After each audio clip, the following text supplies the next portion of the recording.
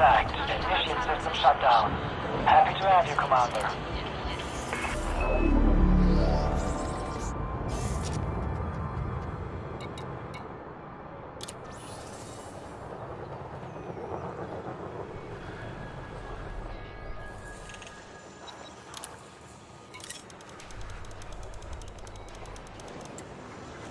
Cargo hold at maximum capacity.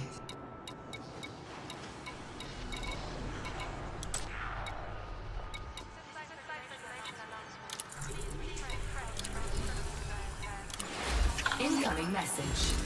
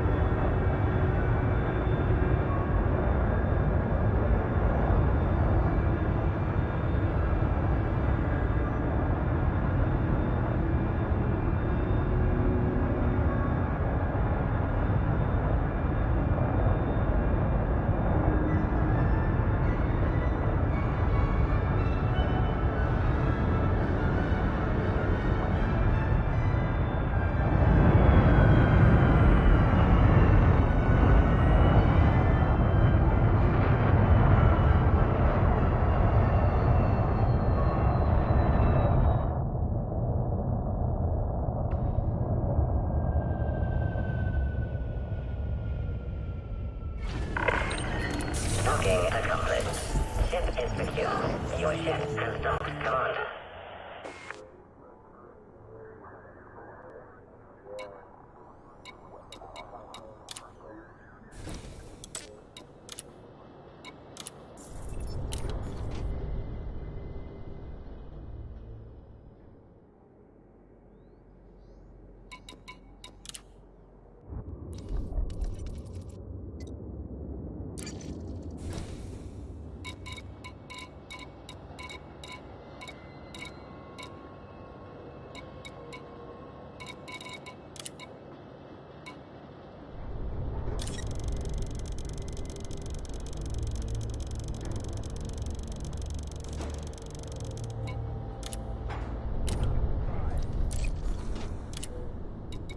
Landing gear retracted.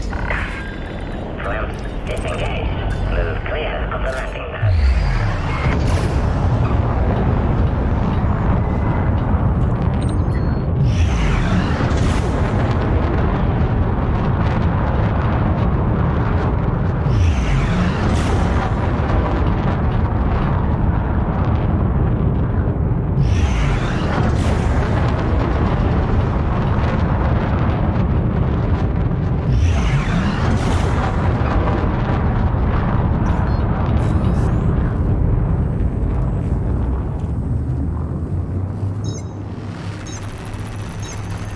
Engage.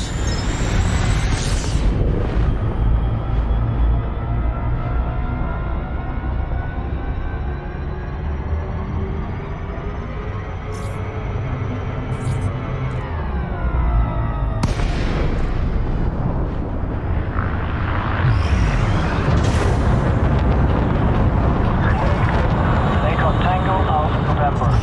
Submit a request before docking and enjoy your visit, Commander.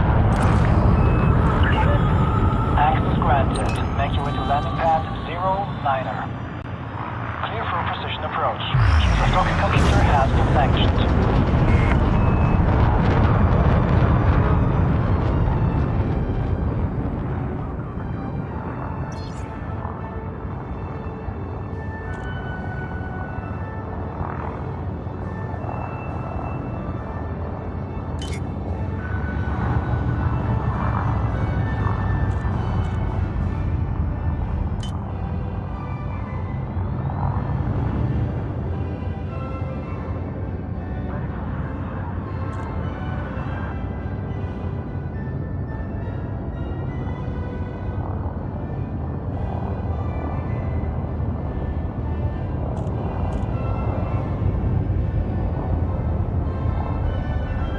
Scan detected.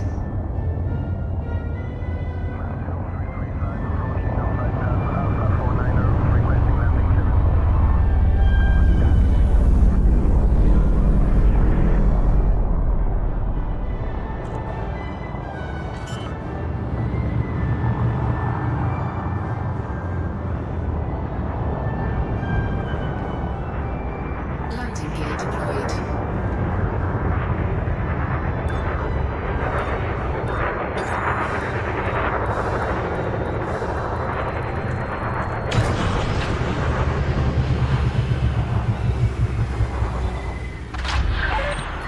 Contact. Engaging pad restraints. Glad you arrived safely, Commander.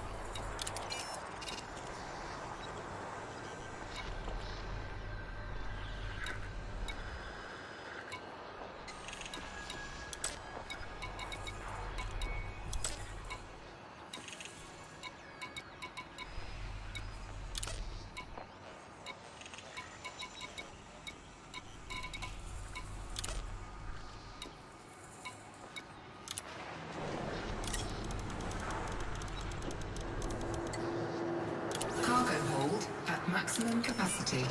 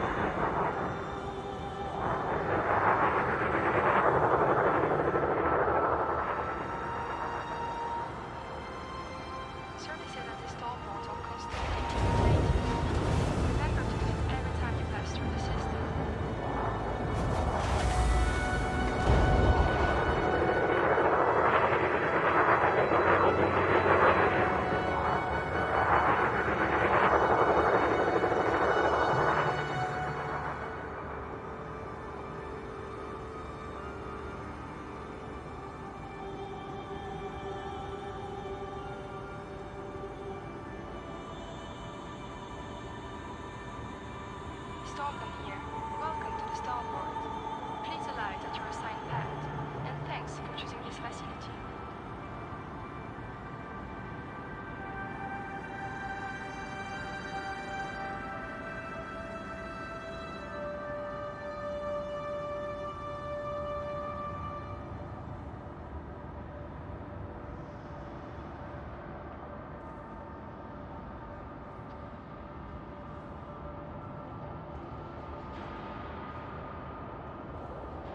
This is a flight regulation announcement.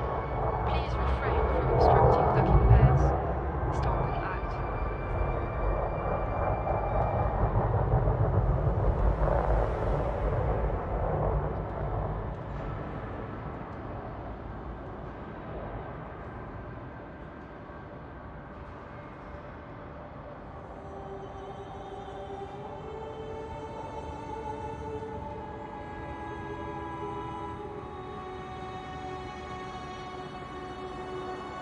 Stockholm to all ships. Ensure you have received authorization access before entering the docking bay. If you do not have access permission, you will need to exit the facility immediately.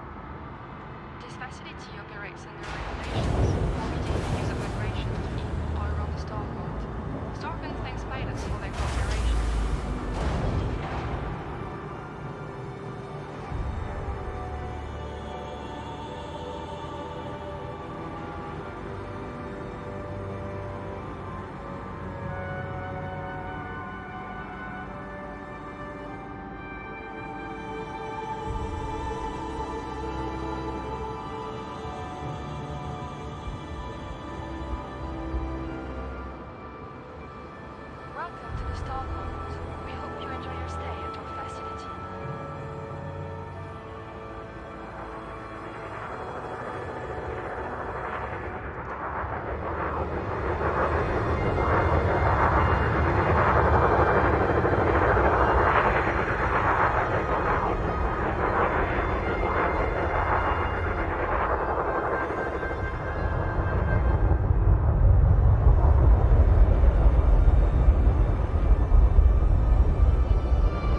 Access to docking facilities requires token authorization.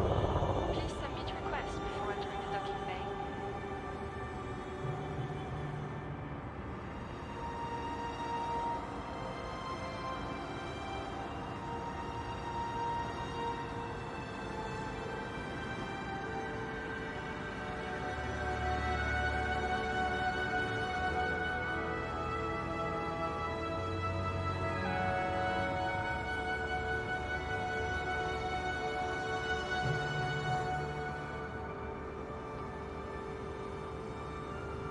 Stockholm here. Welcome to the starboard. Please alight at your assigned path, and thanks for choosing this facility.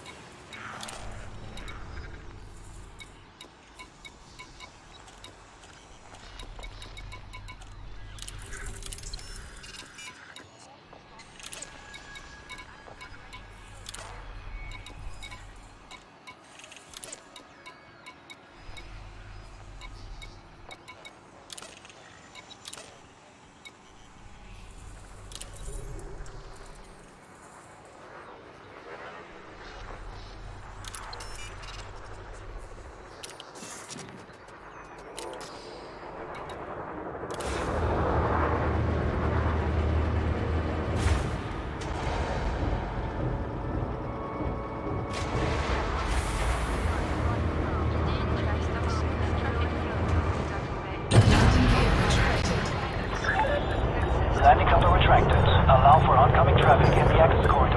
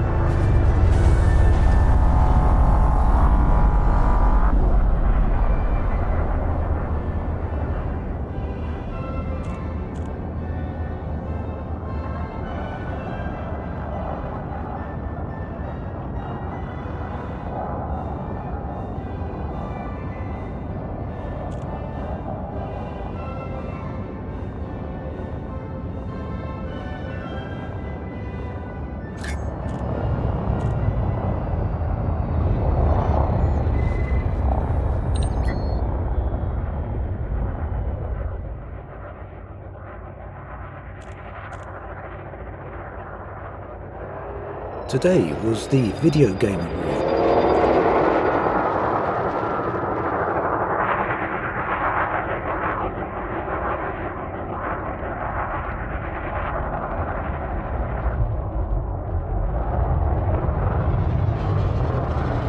Scan detected.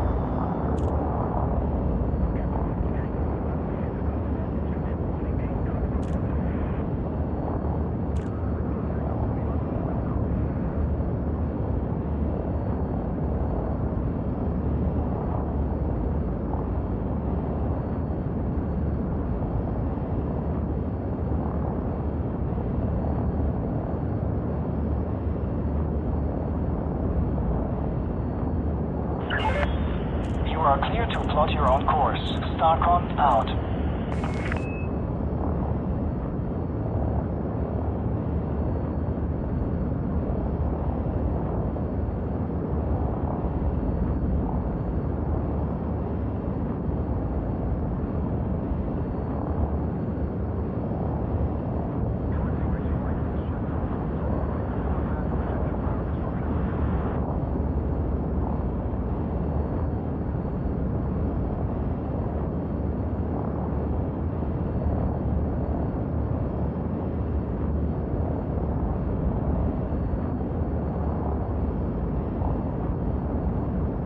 Today was the Video Game Awards, during which Frontier finally gave a first look at gameplay with Odyssey.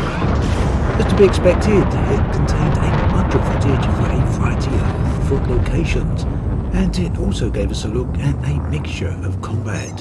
You can see the video playing on screen right now. So this video is actually a pretty big deal, as it gives us our first glimpse of what Odyssey is all about.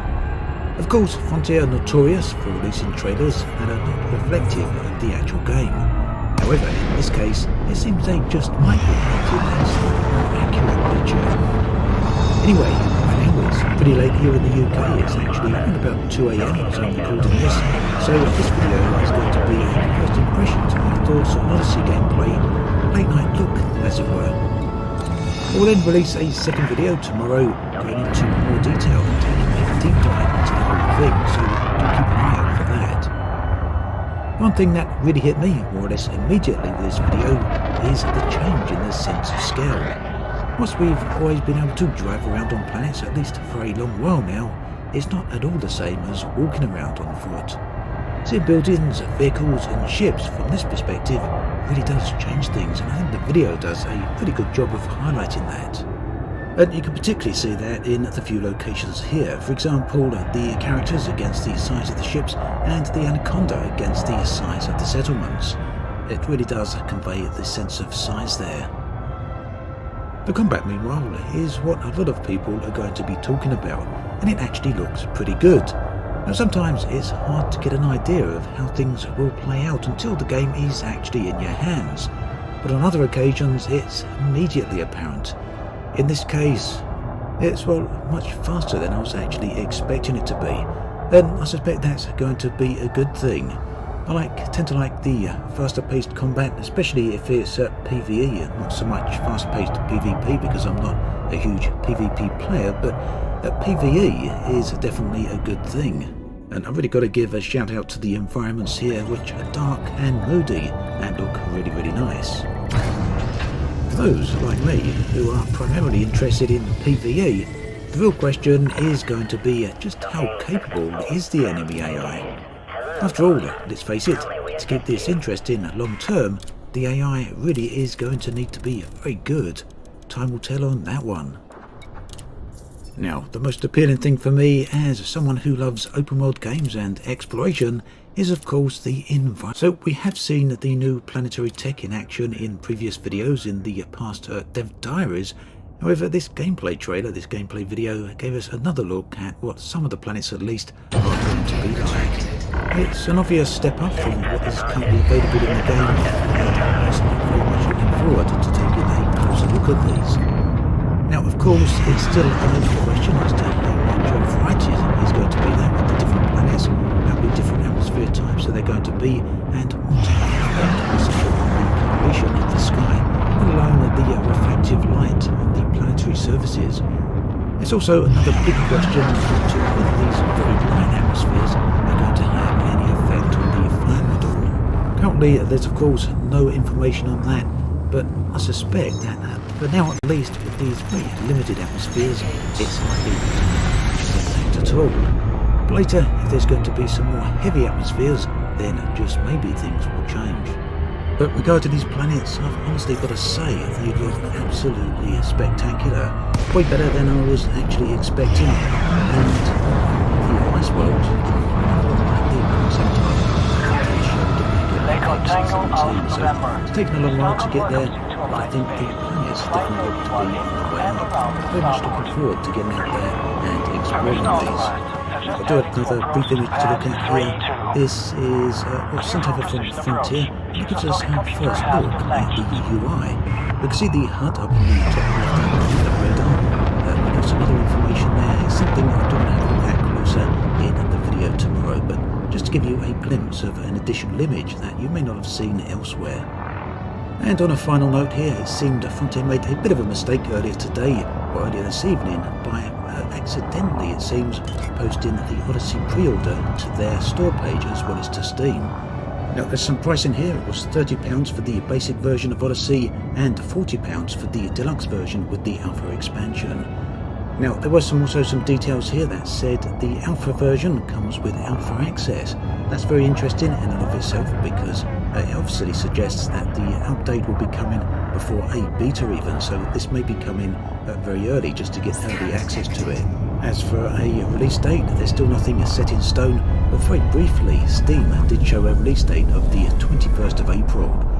Now, as I said, it did disappear briefly from the Frontier store, but it does appear to be back again, so if you want to check it out, you can find a link in the video description. So I'll be back again to have a closer look at this tomorrow. For now, as always, thanks for watching, and I'll catch you guys and girls tomorrow.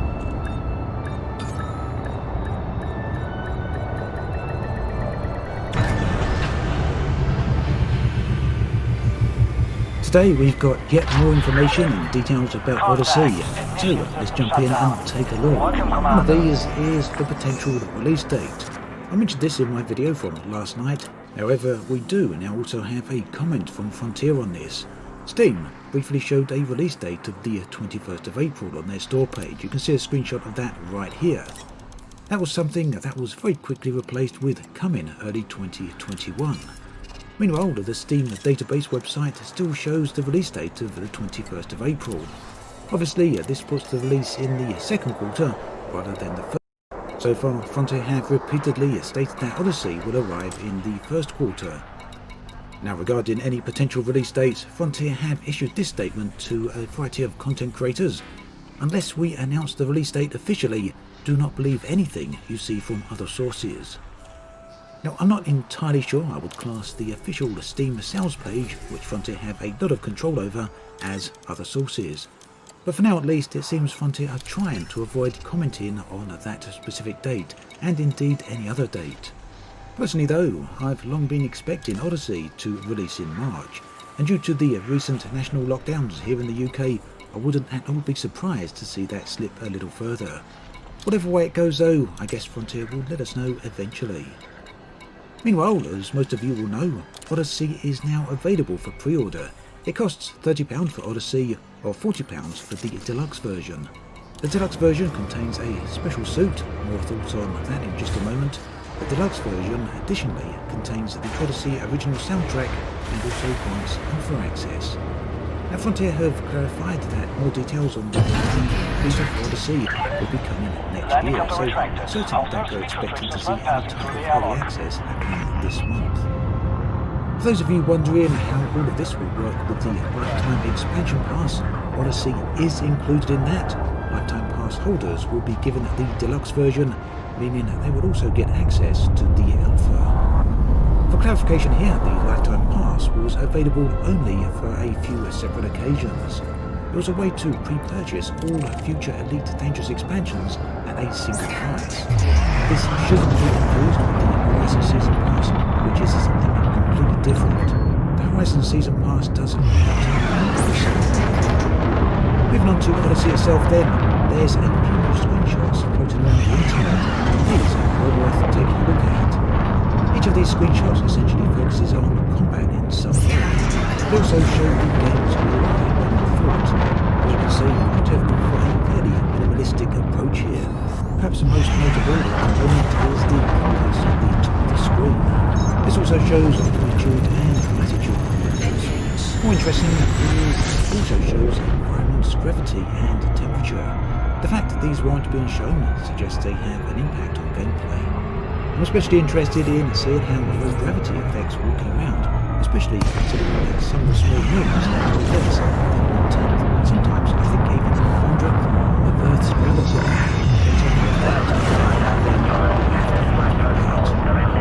The temperature, meanwhile, is also worth pointing out. 243 Kelvin is around minus 30 degrees Celsius. One thing that really does concern me are the meters, these are oxygen and power meters. How quickly these deplete will filter in the gameplay for sure. So what concerns me here is if they run out too fast. For example, the result of running out of oxygen is pretty obvious. The character will asphyxiate. The consequence of running out of power, however, is less obvious at the moment, but it's clearly going to be an issue for the suits. The real question is how long does oxygen and power last? If we're talking about a matter of minutes here, then it means a constant supply of resources will be needed to keep the suits in good condition. On the other hand, if the timers are very high, then I guess there's no real point in having them. Personally, rapidly expiring status condition timers are something that I have an extreme dislike towards. They force players onto a treadmill, causing the focus of gameplay to be about maintaining basic factors. It's not that unlike a survival mechanic of requiring unending supplies of both food and water.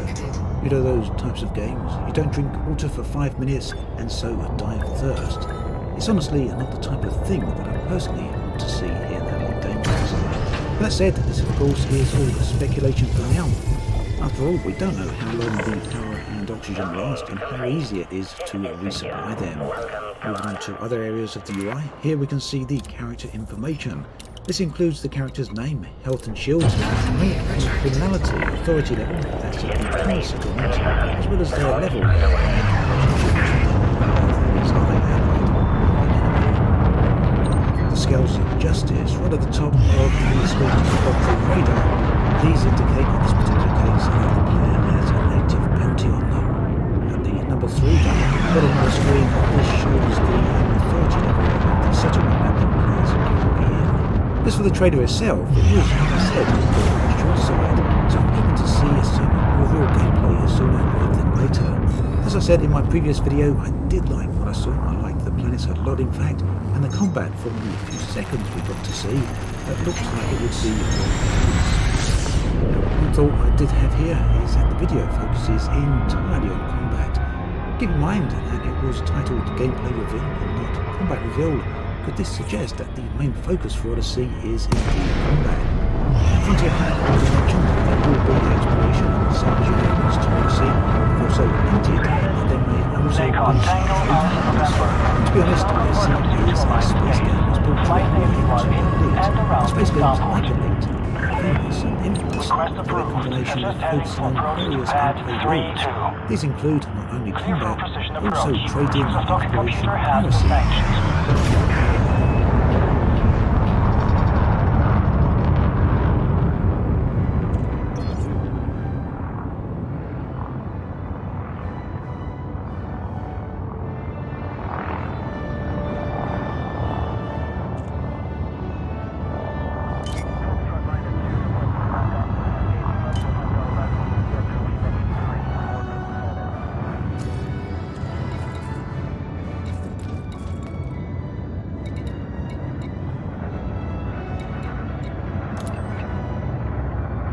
Alliance shelters new Marlinist refugees. Tens of thousands of Marlinist refugees have claimed sanctuary in Alliance space after emigrating from the Empire to avoid political persecution.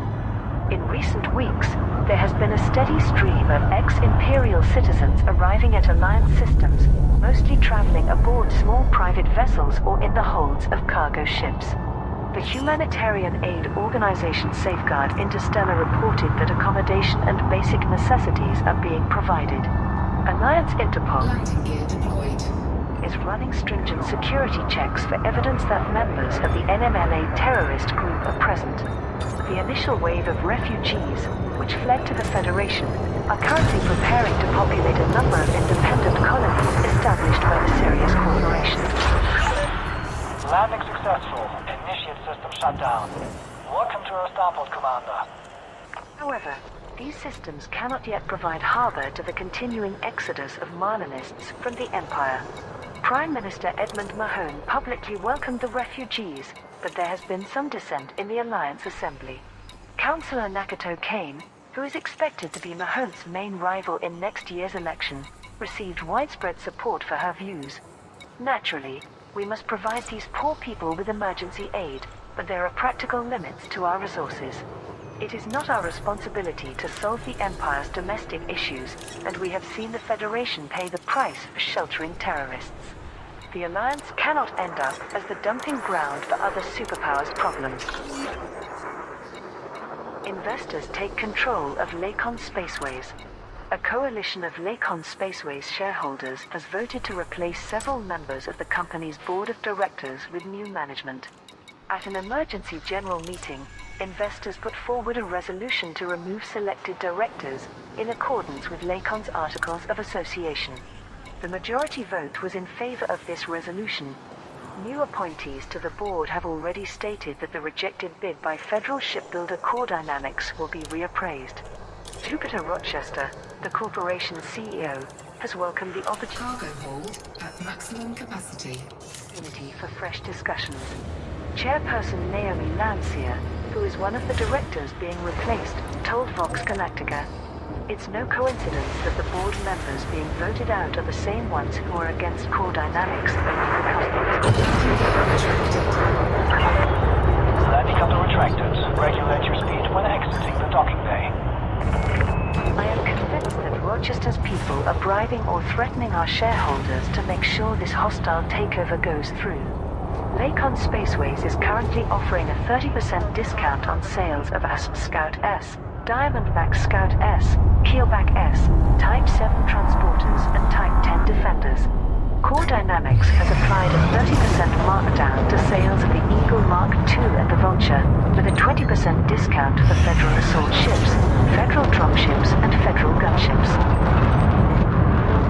Terrorism respite as Marlinists prepare for new homes. As independent colonies are set up for Marlinists Marlinist refugees, there has been a lull in terrorist strikes from the Neo-Marlinist Liberation Army. In recent months, the paramilitary group launched multiple attacks across the Empire. Starports and administrative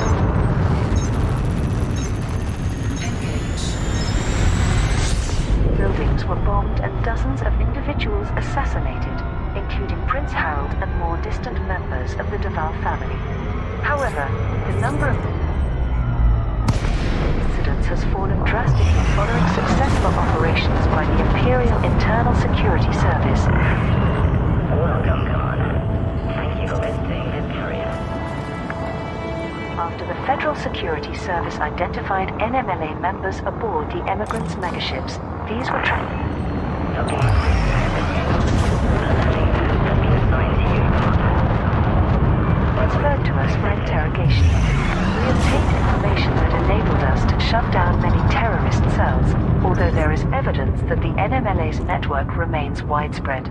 In related news, hundreds of thousands of Marlinist refugees are preparing to occupy new colony systems established by the Sirius Corporation. Mass transportation will take place early next year, overseen by Safeguard Interstellar. The Empire, Federation and Sirius Gov have all agreed that the settlements will Landing gear deployed. remain fully independent. The refugee population has already begun to determine its future social structure based on the principles of Marlinism. A transitional parliament has been formed by community leaders such as Dr. Jenna Fairfax, Aaron White and Amrita Ross. Democratic elections for a representative government will take place once the Marlinist colonies are operational. Scan detected. Rackham's Peak Outpost marks galactic zenith. Pilots Federation alert.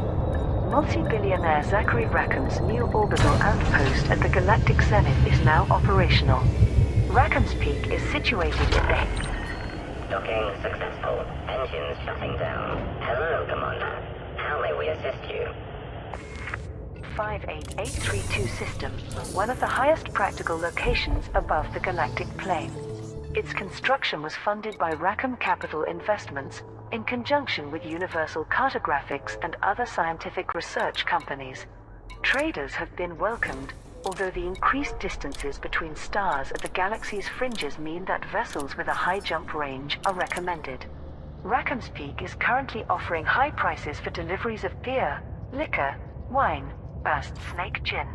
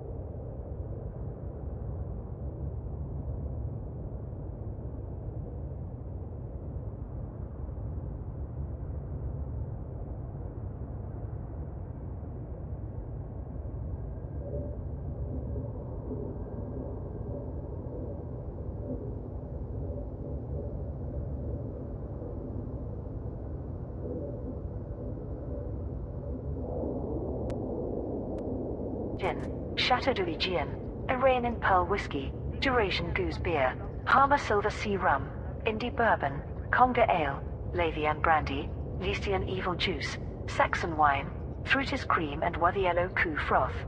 Mr. Rackham officiated at the outpost's opening ceremony, which was followed by an extravagant press party for media representatives and attending celebrities. He gave this statement: "The top of the galaxy is now open for business.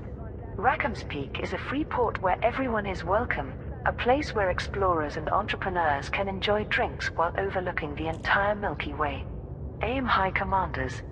In related news, Rackham Capital Investments has agreed to pay a repairs bill from Universal Cartographics for the outpost's sensor array control systems, which suffered fluid-related damage during the party. Commodities delivered to build Marlinist colonies. Pilots Federation alert. Sirius Corporation has successfully gathered materials to construct new independent settlements for Marlinist emigrants. Both the Empire and the Federation accepted the proposal from Sirius Corporation to establish colonies for the political refugees, who have been the cause of increased tension between the superpowers. CEO Li Yongrui made this announcement. As always, the galactic community's immense contribution has made this achievement possible. The shipments of atmospheric processors, auto-fabricators, structural regulators and water purifiers will be used to construct new outposts and settlements in 8 uninhabited systems. The Omega Merchant Command is now offering rewards at Ellis Gateway in the BD Plus 051146 system for all pilots who delivered commodities. Aaron White, a community leader among the refugees, commented on Vox Galactica, "I suppose we should be grateful that these colonies give us a chance of survival. But none of us wanted to set up our own kingdoms, only to remove the kings. And one day, we will." The Marlinist population is expected to be transferred from federal space to the new colonies in early 3307. Engineers boost ship module upgrading. Pilots Federation alert. The effectiveness of engineers upgrading for ship modules will be boosted until the 7th of January 3307. During this time, engineered weapons and modules will receive increased augmentation for the same amount of materials. This will apply to every workshop in Alliance, Imperial, Federal and Independent space. Laurie Jameson, an engineer based in the Shinrata Desra system, provided details to Vox Galactica on how this collaboration came about. After the Olivia incident, some of us contacted Liz Ryder and offered our support. It was horrifying how her expertise had been abused by the NMLA, leaving her unfairly maligned as a terrorist supporter. There were concerns that her situation might reflect badly on engineers in general. We soon established communication links between every workshop and agreed to offer a universal boost to upgrades. Hopefully this will remind pilots how much we value their custom and that we remain a trustworthy resource. Mel Brandon, one of 4 engineers in the Colonia region, commented, "It's about time that we all started talking to each other. Our services are valuable to the whole galaxy. We deserve better protection. Maybe..."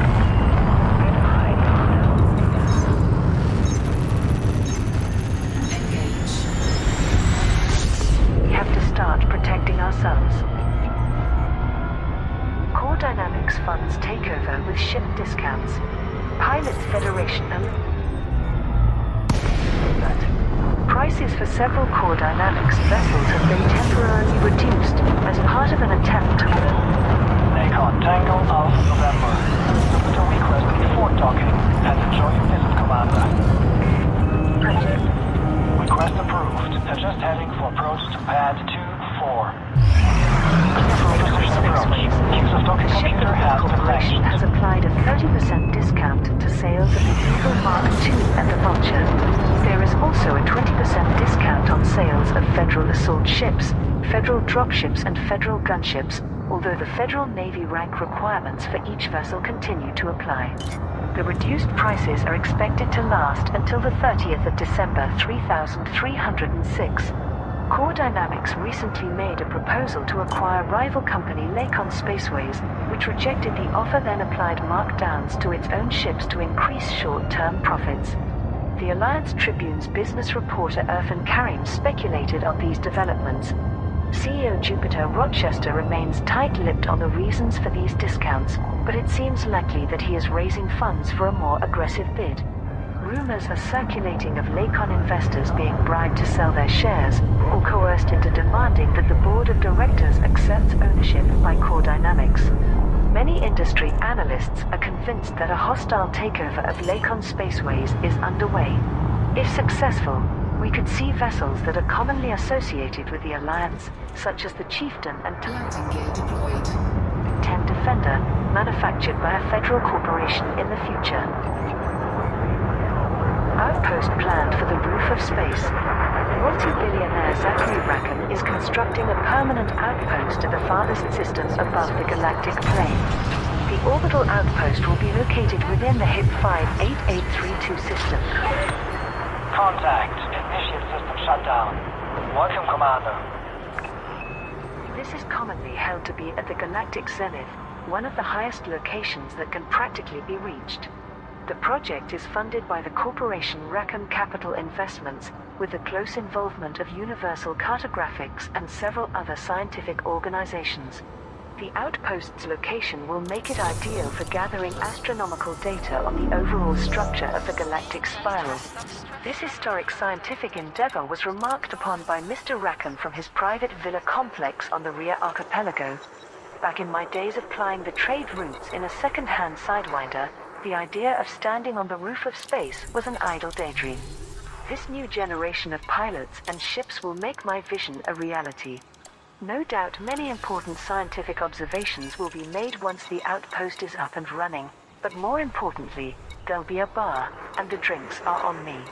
A spokesperson for Rackham Capital Investments later confirmed that the outpost in the HIP 58832 system would be operational on the 17th of December 3306, but clarified that there was no legal guarantee for beverage reimbursement.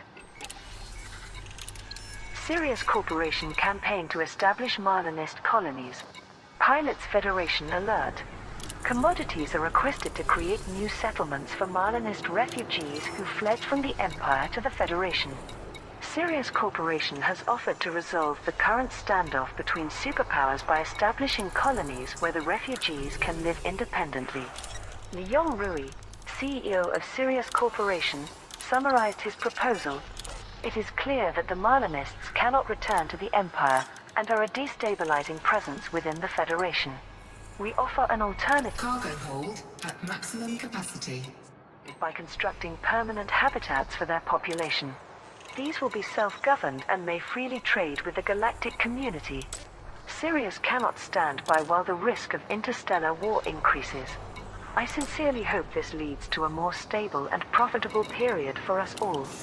After intense debate, both Congress and the Senate accepted the proposal, with the proviso that any refugees identified as NMLA members will be returned to the Empire. Dr. Jenna Fairfax, a Marlinist community leader, also offered her approval. We were forced to abandon our entire lives because of our political beliefs. This at least gives us a chance to have homes again. Traders are asked to deliver atmospheric processors, auto-fabricators, structural regulators and water purifiers to Ellis Gateway in the BD plus 051146 system. From there, the Omega Merchant Command will distribute resources for the colonization of up to 10 uninhabited systems. Colsac Nebula Project gathers Ammonia World's data. Pilots Federation alert. Explorers have catalogued many ammonia worlds for a Sirius Atmospherics terraforming project in the Colsac Nebula. The subsidiary of Sirius Corporation is one of several companies that are working in partnership with the Alliance to commercially exploit the region. Project Director Dr. Maximilian North announced the successful completion of the initiative. The data provided on planets with ammonia-based atmospheres will be invaluable to our terraforming simulations. With our new environmental techniques, some of these poisonous worlds within the nebula may one day become habitable. Sirius Rudis Atmospherics has confirmed that payouts for all contributing pilots are now available at Betancourt Base in the Muscadar Region PJ-PB61 system. As the expansion into the Coalsack Nebula progresses, Commodore Morag Halloran of the Alliance Defense Force commented on the possibility of further attacks from the Thargoids. Anti-Xeno security is not as stringent as we had planned, due to the low availability of ADF vessels and Aegis being impacted by federal and imperial defunding. It may be necessary to call upon the galactic community again, should we encounter further interference from the Thargoids. Universal increase to combat bond and anti-Xeno payouts. Pilots Federation alert. The values of combat bonds and anti-Xeno bonds have been increased as factions focus on bolstering defenses. Financial instability and the current political tensions have led to factions upscaling their rewards for combat bonds, as well as bonds received for destroying Thargoid vessels. These increases to anti-Xeno and combat bonds will be in effect across Alliance, Federal, Imperial and Independent space. They can be processed as usual at any starport offering the relevant services. This follows a turbulent period in many marketplaces that has impacted commodity prices, as well as producing a boost to the value of bounty vouchers. The changes were remarked upon by Professor Ophelia Kaufman, head of economics at Orion Independent University. As anticipated, the ongoing volatility of financial markets has led to further widespread revaluation. With heightened hostility between the Empire and the Federation, coupled with terrorist attacks and a resurgence in Thargoid activity, it is hardly surprising that every faction now places a greater premium on protecting their citizens. Although some may view the current tranche of changes as inevitable or overdue, there may well be additional revaluing in other fields as a result of competing market forces. The only certainty is a further uncertainty. Marlinist refugee crisis grows critical.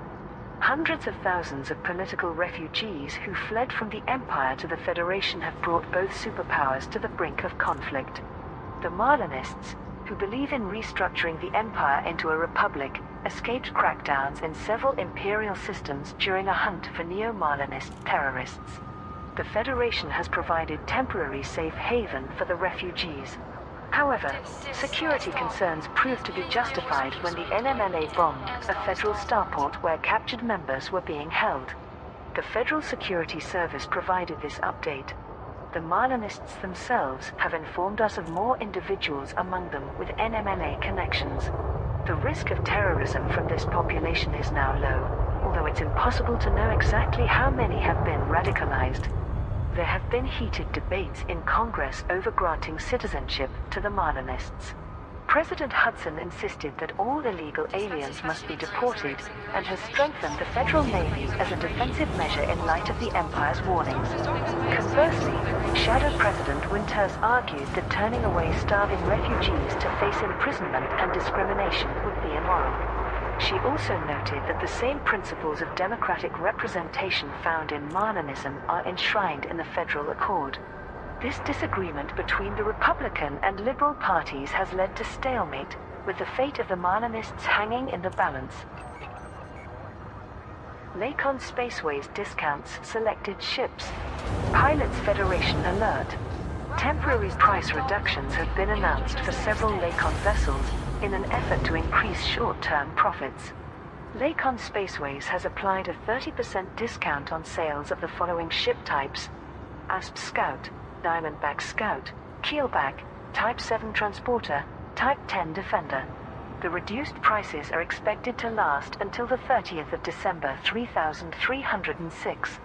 Some industry analysts believe this is an attempt to increase short-term payouts for Lakon's shareholders, many of whom have complained about falling dividends. Other investors have publicly pressured the company to accept a takeover bid from the federal corporation Core Dynamics. These issues were addressed by Naomi Lancia, chairperson of Lakon's board of directors. It is true that profit margins are not as impressive as in previous years, but we can assure all stakeholders and customers that Lakon Spaceways remains financially secure. We project an upswing in military contracts during this turbulent time, and our achievements on behalf of the Alliance position us as one of the galaxy's premier shipbuilders. This is the Stalker installation's reminder. Capital ship construction initiatives conclude. Pilots Federation alert. Parallel campaigns in the Empire and the Federation to provide commodities for building new capital ships have ended. The Federal Navy's construction program was boosted by deliveries of building fabricators, microbial furnaces, and energy grid assemblies. Contributing pilots can now collect their rewards at Schweikert City in the Perutis system.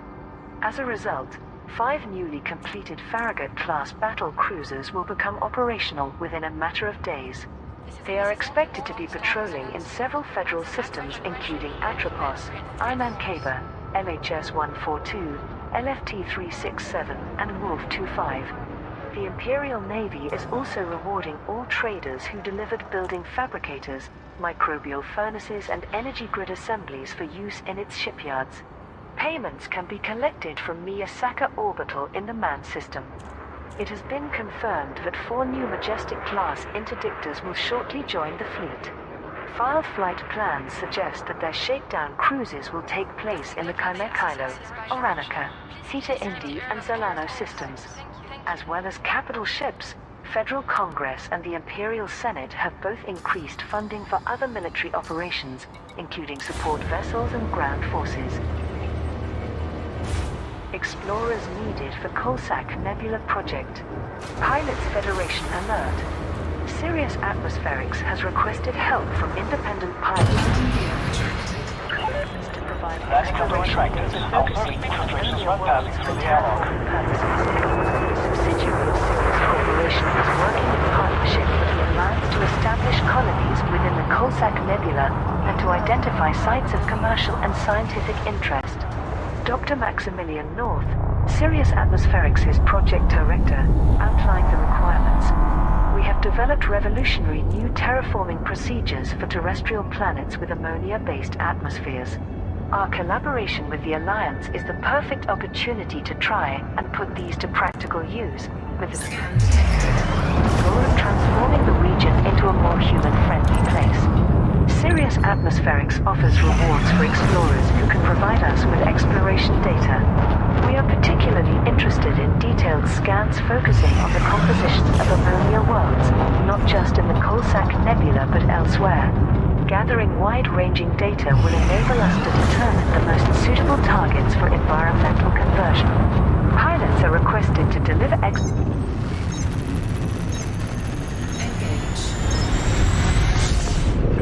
data to the Sirius Atmospherics Research Facility at Betancourt Base in the Muscadart Region PJ-PB61 system. Lakon Spaceways rejects Core Dynamics bid. A proposal by the